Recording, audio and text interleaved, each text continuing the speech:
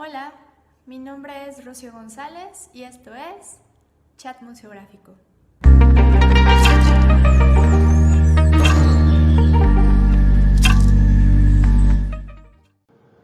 El día de hoy tenemos el placer de charlar con José Luis Vergara, museógrafo, gestor cultural, funcionario de patrimonio cultural, el cual desarrolla su actividad profesional en la ciudad de Barcelona. A partir de 1976 comienza a involucrarse en temas relacionados con la exhibición de exposiciones de distintos tipos, tales como didácticas, artísticas, de prestigio y museográficas, donde elabora planes de estrategias de comunicación para lograr diseñar exposiciones cada vez más claras. También se involucra a nivel administrativo en instituciones, fundaciones y empresas, tales como el Museo Marítimo de Barcelona, la Fundación Antoni Tàpies, el Museo Arqueológico de Tarragona, la Generalitat de Cataluña y el Ministerio de Cultura Española. Esto le permite tratar gran variedad de temas en el ámbito del patrimonio cultural, desarrollando exposiciones sobre temas tan variados como la cultura de los iberos, el andalusí, colecciones de artistas contemporáneos tales como Antoni Tàpies, antologías del impresionismo, Miró, Goya, Picasso y Dalí. También sobre la Guerra Civil Española y el exilio a México, exposiciones de arqueología, ecología y antropología, así como colaboraciones en distintas ediciones, creaciones de bases de datos de consulta y creación de material audiovisual. Hola José Luis, bienvenido. Buenos días, muchas Hola, gracias. Rocío. ¿Cómo estás, Rocío? Bien, muchas gracias. Me da mucho gusto Ha tenerte, sido un, ha sido un placer. Es un placer. tenerte hoy en el chat museográfico con nosotros. Eh, José Luis, es una persona muy interesante, ha tenido unas experiencias increíbles y un proceso largo e interesante con respecto a exposiciones y a diversos temas muy increíbles, pero no tendríamos que hacer como unos 10 videos para explicar, para explicar más o menos, para entender tu personaje en totalidad. El día de hoy solo vamos a abordar un tema, pero obviamente estás invitado siempre. Y la intención de hoy es, pensando en realizar una exposición que tiene objetos históricos que presentar dentro de nuestro diseño o de nuestra planeación museográfica. José Luis desarrolla una exposición sobre Pompeya, que es esta ciudad romana que queda totalmente cubierta en ceniza y se congela, queda totalmente congelada. Entonces, los objetos que existen de este espacio son muy increíbles y de alguna manera cristalizaron la historia romana y la dejaron como justamente en ese día. Entonces, el día de hoy quería abordar el tema de esta exposición sobre Pompeya, preguntándote ¿cuáles son las peculiaridades de un montaje con obra o con objeto histórico y cuáles serían como sus procesos? Pues muy bien. Cuando utilizas objetos históricos para hacer testimonio de una época o de una función o querer explicar algo a través de ellos, si los objetos tienen un valor histórico, como en este caso un valor arqueológico e histórico, digamos, el principal problema para las exposiciones es todos los temas de conservación. Normalmente en algunas exposiciones, pues muchas veces tienes que cuidar muy bien los parámetros tanto de humedad como de temperatura como de iluminación para no perjudicar las piezas. En el caso concreto de Pompeya, esto prácticamente no se daba y no se daba por una razón, porque son piezas que tienen 2000 años de antigüedad y que han resistido estos 2000 años en condiciones muy adversas, con lo cual no necesita un tratamiento específico de que cuide tanto el conservar, digamos, su entorno natural, en este caso, al contrario, que están sacadas de su entorno natural, que es bajo las cenizas del volcán, y en sí mismas ya están, digamos que ya están preparadas para resistir dormir años más sin unos cuidados excesivos. Pero sí, lo que es muy importante son los temas de almacenaje, transporte, etcétera, etcétera. Ok. ¿Nos podrías contar más o menos cuál es este proceso de, por ejemplo, hacer la conexión para pedir las piezas y luego cuál sería como todo el peregrinar de Muy este bien, objeto hasta llegar a tus manos? muy bien. Es un caso curioso. La superintendencia de Pompeya, que dirige tanto el espacio arqueológico de Pompeya como uno cercano, que es el Culano, ambos en las cercanías de Nápoles, justo debajo de la falda del volcán. Esta gente permitió por primera vez que piezas de Pompeya formasen parte de una exposición que se inauguraba y se preparaba fuera de Italia. La situación fue una situación curiosa. A través de unos buenos amigos pedimos eh, ver la posibilidad de hacer una exposición con piezas de ellos y qué problemática había que las prestasen. Ya que les propusimos un espacio exhibitivo muy interesante como es el Museo Marítimo de Barcelona, un edificio precioso que era donde se construían los antiguos barcos en la Barcelona de los siglos XIII y XIV, es un edificio gótico, son las atarazanas más importantes que hay en el Mediterráneo, lo cual significa que son las más importantes del mundo en conservación, me refiero porque no hay otras fuera del Mediterráneo atarazanas, ¿no? Entonces, ellos accedieron y además nos dijeron que sí, que nos iban a facilitar piezas que incluso algunas de ellas no eran conocidas. Fuimos a Pompeya, visitamos todas las excavaciones, tuvimos una visita privilegiada, ya que vimos lo que ve toda persona que viaja y visita Pompeya, y nosotros, con el añadido de poder ver los almacenes, cómo están conservados, tipo de piezas, clasificación, etcétera. Nos dieron permiso y a partir de ahí iniciamos los trámites de importación temporal, y eso ya que hay empresas especializadas, que consistía en todos los protocolos para estos casos, que son, por un lado, todos los seguros, todas las cuestiones de seguridad en el viaje, que incluyen el embalaje in situ, el transporte y el desembalaje al lugar donde se prestan, con el seguimiento, especialmente cuando llegan, de abrir cada uno de los embalajes y contemplar y comprobar, mejor dicho, comprobar pieza por pieza que cumpla con los requisitos de su ficha, tanto en el estado de conservación como que no hayan sufrido ningún deterioro en el transporte. Esto es el protocolo. A partir de ahí, luego ya queda en nuestras manos el situarlas en la exposición y exhibirlas de la mejor forma posible. Ah, wow. Y ya, bueno, ya que tienes la pieza, ya tienes todos los objetos ahí. A la hora de planear la exposición, ¿tú ya tenías en mente, por ejemplo, dimensiones de los objetos, en qué vitrina iba a estar, cuál iba a ser como ya todo el guión? Sí, sí. Objeto por objeto teníamos la ficha nosotros por adelantado y teníamos las fotografías. Ujú. Con lo cual, digamos, cuando las piezas llegan, nosotros ya estamos construyendo toda la infraestructura exhibitiva, o sea, todo lo que son las vitrinas, y las vitrinas obedecen, digamos, a una distribución por ámbitos.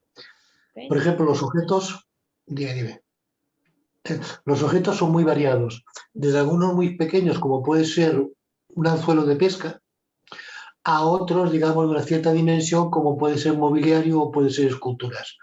Eh, Bien, y esto ya se preparaba y nosotros ya teníamos el recipiente preparado para recibir las piezas y exhibirlas en los lugares. Luego quedaban los detalles pequeños de una vez están allí, acabas de ajustar o pones rotulaciones adecuadas o complementarias. Ok. Por ejemplo, en tu guión museográfico, ¿cómo funcionaba la comunicación? ¿cuál fue como tu acercamiento para poder comunicar sobre este específico tema? Porque hablamos y me explicabas y se me hizo súper interesante que obviamente tienes que tener un lenguaje que sea sencillo, que sea eficaz, que sea directo, obviamente una tipografía que sea fácil de entender y fácil de captar rápidamente, o sea, nada que sea así como muy cursiva o elegante o algo así que pueda dar como algún tipo de, pues como de malentendido en la información, y me explicabas que tenías temas muy específicos para poder comunicar de una manera muy sencilla cuál era la vida en esta ciudad en esa época. Sí, había dos temas fundamentales al tratar este tema de la exposición de Pompeya. Pompeya es una ciudad que está en la falda del Vesubio y que cuando el Vesubio entra en erupción, en lugar de bajar grandes ríos de lava, lo que hace es una gran explosión que llena el cielo de cenizas que van cayendo y van cubriendo la ciudad. Y es como si de golpe y porrazo la ciudad que estuviese viviendo en un vídeo, o sea, la gente moviéndose, haciendo, actuando, de golpe y porrazo todo se parase y que se convirtiese en una foto fija. Eso, por un lado, dar a entender el por qué existían piezas tan bien conservadas, curiosamente, después de 2000 años y después de haber sufrido lo que sufrieron por el Vesubio.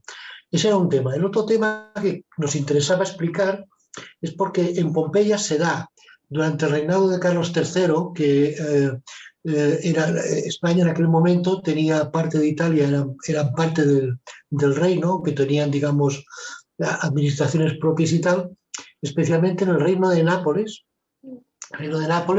que abarcaba pues toda esta zona un poco bastante amplia del centro sur de Italia. Hasta entonces la Pompeya servía para un lugar donde la gente iba, escarbaba, buscaba y cuando encontraba un objeto se lo llevaba a su casa. O sea que había una cierta gracia de encontrarse una botella de cristal que se conservase entera o parcial, o un recipiente de cerámica, o una escultura de metal, o cualquier cosa, un trozo de mosaico, etc. Es el reinado de Carlos III cuando aparece por primera vez, digamos, la sistematización de la arqueología como ciencia para estudiar algo que en base a lo que encuentras depositado sirve para entender de alguna manera cuándo ocurrió, cómo era la vida en aquel momento o determinadas cosas, ¿no? Dicho de una forma muy tonta y sencilla como lo estoy explicando. Pero era importante remarcar que esto es el inicio real del sentimiento moderno de la arqueología. El no solamente ir a buscar piezas para acumular riquezas o lo que sea, sino que sirvan como guía para entender que esas piezas que pertenecían a unas personas, para qué las utilizaban, qué significaban en su vida y así también un poco entender cómo, en este caso, 1800 años antes, se vivía en Pompeya y en esta parte de Italia, de la actual Italia. Eran los dos temas. Los dos temas. Bien, ¿cómo esto lo explicábamos? En principio, cuando haces una exposición, ahora diré una cosa un poco bruta, pero nadie tiene ninguna obligación de saber absolutamente nada de lo que tú le enseñas. Hay que partir de eso. Con lo cual, la primera cuestión sería que tú vas a explicar algo a alguien que le puede interesar lo que tú explicas, que tienes que captar su atención y sobre todo no dar por conocido nada de lo que tú enseñas. Podrá entrar una persona a visitar la exposición de Pompeya y sea un arqueólogo reputado y que además haya trabajado en Pompeya. A ese obviamente tú no le vas a enseñar, al contrario aprenderías. Pero el público en general, la gran cantidad de gente que visita una exposición de este tipo, normalmente o no ha estado o conoce muy poco lo que es arqueología o tiene una idea, digamos, parcial. Entonces, explicarlo de esto de una forma muy sencilla. ¿Cómo lo hacíamos? Buscábamos un lenguaje que fuera un poco redundante.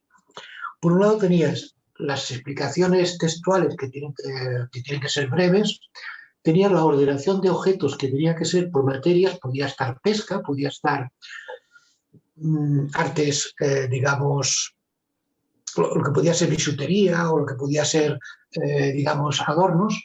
Obviamente no había tejidos ni nada de todo eso porque eso había desaparecido. Pero sí había escultura, con lo cual, digamos, también te daba la pista y te da la pista en Pompeya, según la riqueza de una casa, quien vivía, digamos, en mejores condiciones económicas que otros. En Pompeya se ve claramente en casas algunas que son muy importantes, muy impresionantes, y otras más sencillas. Entonces, esto más o menos los objetos y todo esto lo vas codificando y vas explicando. Lo de la arqueología, el inicio de la arqueología sistemática también, y luego, fundamentalmente, también explicar, digamos, por qué estas piezas llegan a nosotros de esta forma. Y para esto utilizamos no tanto estas piezas, digamos, hechas por el hombre, sino algo que era mucho más impresionante, como eran, por ejemplo, el poder ver cómo en el momento justo de la explosión del volcán, gente que estaba haciendo algo, se para su vida, se para y consigues enseñar algo que te acerca de una forma muy impactante a lo que pasaba. Para ello, por ejemplo, trajimos varios calcos te lo explico. Si me alargo, tú dime, ¿eh? Calcos que explico cómo se forman. Por ejemplo, había un calco de una mujer embarazada con una gravidez adelantada de posiblemente unos 6, 7, 8 meses. Había un perro que estaba atado a una pilastra o eso. Había un cerdo que estaba de medio lado y había un hombre que estaba sentado como apoyado en una pared. Todas estas piezas, estos calcos son blancos, son de yeso o de escayola. ¿Cómo se hace? Imaginemos por un momento que nosotros estamos hablando ahora y ocurre la explosión del volcán y las cenizas comienzan. Tú y yo automáticamente estuviéramos haciendo lo que estuviéramos haciendo, moriremos inmediatamente por el inmenso calor que esto desprende. Pero al mismo tiempo de que se crea esta muerte, van bajando todas estas cenizas y nos van cubriendo cada vez con menor calor. Ya hemos muerto, ya nos llega algo que nos ha quitado la vida y luego, además, el calor reinante y las primeras capas que se colocan encima de nosotros prácticamente destruyen todo lo que es corpóreo, nuestro cuerpo. Entonces, ocurrió que la gente se encontraba en las excavaciones de Pompeya, que a veces buscando cosas notaba como un sonido hueco, picaba y se rompía, pero se daban cuenta que interiormente había la forma o de animales o de personas. Entonces se dieron cuenta de que esto era gente que había sido cubierta por las cenizas, había desaparecido todo el rastro de su cuerpo, se había evaporado, para decirlo así rápidamente. Entonces, a partir de entonces lo que hacían es que cuando encontraban un hueco, hacían un agujerito y por allí insuflaban yeso muy líquido hasta que ya no cabía más, ¿no? Hasta que se llenaba. Lo dejaban reposar un tiempo, aquello se endurecía, por el yeso, la escayola, exactamente lo mismo como cuando nos rompemos un brazo y nos ponen esas vendas que quedan luego fijas a cabo de unas horas, ¿no? Y entonces, hecho esto, luego excavaban y, claro, rompían, digamos, todo lo que cubría y lo que quedaba dentro era exactamente el contramolde con la figura humana, de animal o de otro que había desaparecido pero que había dejado su huella. Esto ayudaba a entender cómo lo que decíamos antes de que se transforma un vídeo en una vida que puede ser un vídeo en continuo, cómo se transforma en una foto fija de lo que ocurría. Por ejemplo, en Pompeya hay bares, lugares donde la gente pues, iba a tomar vino o lo que sea, y había unas oquedades donde se encontraron monedas y otras oquedades donde se encontraron restos de frutos secos. O sea, donde la gente, igual que ahora, puedes tomarte un refresco y te ponen unas aceitunas o unos cacahuetes o un fruto seco, exactamente igual, ¿no? Y esto va dando. Entonces, parte de tu comunicación también era, de alguna manera, hacer ese conecte humano con esa sensación de conectar con ellos, ¿no? De ver, pues, que que quedaron congelados en esa situación como muy específica y que su vida quedó como cristalizada y que al final esos moldes de yeso, pues, como dices tú, puede pasarnos ahora a nosotros y quedar sentados enfrente de la computadora y nos podrían, nos podrían encontrar dentro de unos miles de años, ¿no? Y ver todas las Bueno, sí, chucherías. tú y tu familia y mi mujer nos conocimos en un lugar donde ocurrió exactamente igual, que fue la Capadocia. Ah, En la wow. Capadocia que estuvimos juntos, también aquello que se visita ahora son cubiertos de eso, no había pueblos, no había ciudades, y luego el agua y las lluvias van construyendo aquellas figuras que vemos. El proceso es exactamente igual. La Capadocia, que tú conoces muy bien, y en Turquía, digamos, y cómo se conserva Pompeya o Herculano, y el proceso es exactamente igual. En Pompeya es el hombre que va escarbando y limpia, en la Capadocia el agua, los años, etcétera, etcétera. Y antes me he olvidado de una cosa. Cuando hablaba de lenguaje redundante, para explicar un poco, me refería que si por un lado estaban los textos, estaban las fotografías y estaban los objetos, también nosotros añadimos algunas producciones bibliográficas. Okay. Había algunas muy interesantes que eran sobre planimetría en 3D, sobre Pompeya, que las utilizamos en ordenadores de consulta como base de datos, y luego también había algunas películas que nos prestaron, las pedimos prestadas y que se pasaban en continuo, con lo cual tú visitabas la exposición, luego te ibas a un rinconcito, una sala que había, y allí pues podías ver alguna de estas películas. Que te daban como un contexto más completo del tema que estás presentando. Claro, porque por ejemplo, se habían, en los estudios que se han hecho sobre Pompeya, claro, cada vez se ha ido conociendo más qué ocurrió, por dónde empezó, etcétera, ¿no? Y entonces, y además, digamos, cómo la gente huyó. O sea, la gente que se salvó huyó por el mar. Por eso, en la exposición que hicimos, me parece que el título era Exposición en Pompeya entre la destrucción y el mar o algo así, ¿no? Ahora se me ha ido de la cabeza, lo siento. La tienes por ahí. Y entonces la película, que claro, digamos, intenta simular un poco cómo era la vida, qué ocurrió y tal. Cuando ves Pompeya, te encuentras, por ejemplo, que algunas casas se conservan perfectamente los mosaicos, las paredes pintadas, etcétera, por ese proceso, ¿no? Y así. Y, por ejemplo, del proceso del guión, o más bien el proceso final de la exposición, ¿qué fue lo que te gustó más a ti o disfrutaste tú más como del proceso constructivo hasta llegar a la inauguración de la exposición, que dijeras así como, ¿no? Así Mira, como algún logro especial. tú también tienes ya experiencia y supongo que coincidiremos. Normalmente cuando te planteas una exposición, normalmente tienes que hacer un esfuerzo de comprensión inicial. Esto viene dado por la documentación. Como son muchos años haciendo exposiciones, yo siempre hago la broma de que tengo una costra muy suave, pero que está muy llena de datos. Y que soy, digamos, conocedor de multitud de temas en los cuales no he profundizado en ninguno. O sea, todo es, digamos, una cierta, explicado así un poco humorísticamente. Es cierto, por ejemplo, los temas, claro, no siempre lo que trabajas te interesa mucho personalmente, pero, por ejemplo, un caso como Pompeya es imposible no interesarse porque es muy apasionante, ¿no? Entonces, claro, al mismo tiempo, cuando vas a hacer el proyecto, tú mismo tienes como persona que más o menos llegar a entender de qué estás hablando o qué vas a explicar. Con lo cual, el primero que te hagas hacer las cuestiones para ti mismo, documentándote, viendo fotografías, etcétera, etcétera.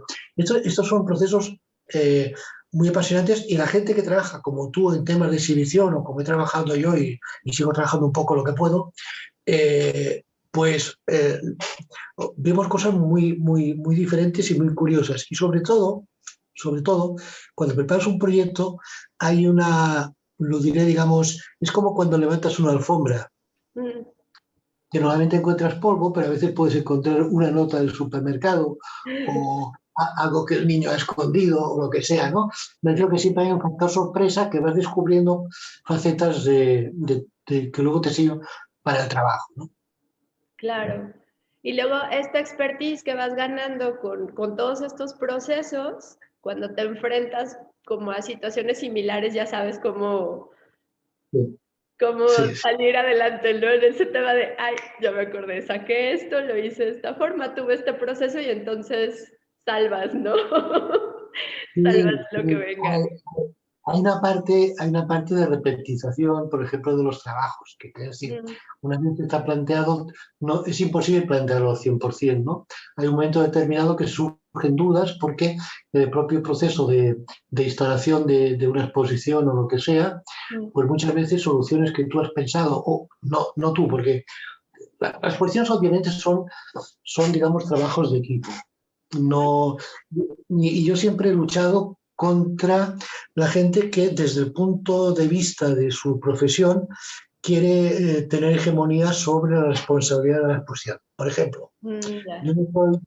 yo no digo que la gente mejor para hacer una exposición sean los arquitectos, o sean los diseñadores industriales, o sean un interiorista, o sea, no, yo creo que o un experto en vídeo o un experto en informática en este momento. Creo que realmente la suma de todos ellos más algo muy importante y que hay que valorar, que es la confluencia de todas aquellas personas de oficio, tanto sea un Claro. carpintero como un industrial de estructuras metálicas, como quien sea, ayudan. Yo, por ejemplo, en mi experiencia con años, yo le decía a la gente siempre que con quien mejor se tenían que llevar en una exposición era con dos expertos. Uno es la persona que vigila el lugar y el otro la persona que lo limpia. Y Claro, lo ponía como ejemplo en el sentido de que nadie es en un momento determinado accesorio, son todos importantes claro. para que el trabajo finalmente luzca bien. Los diseñadores gráficos son muy importantes, por lo que tú decías al principio, escogiendo una buena letra, sabiendo que los rótulos han de colocar a una determinada altura, porque a veces te encuentras con situaciones un poco chuscas o grotescas, ¿no? Yo acuerdo una exposición en un lugar precioso que es la, la Catedral de Sevilla, Ujú. y era divertido desde el punto de vista del observador que conoce el tema de exposiciones, porque curiosamente había un montón de gente que estaba allí inclinada con el culo en pompa.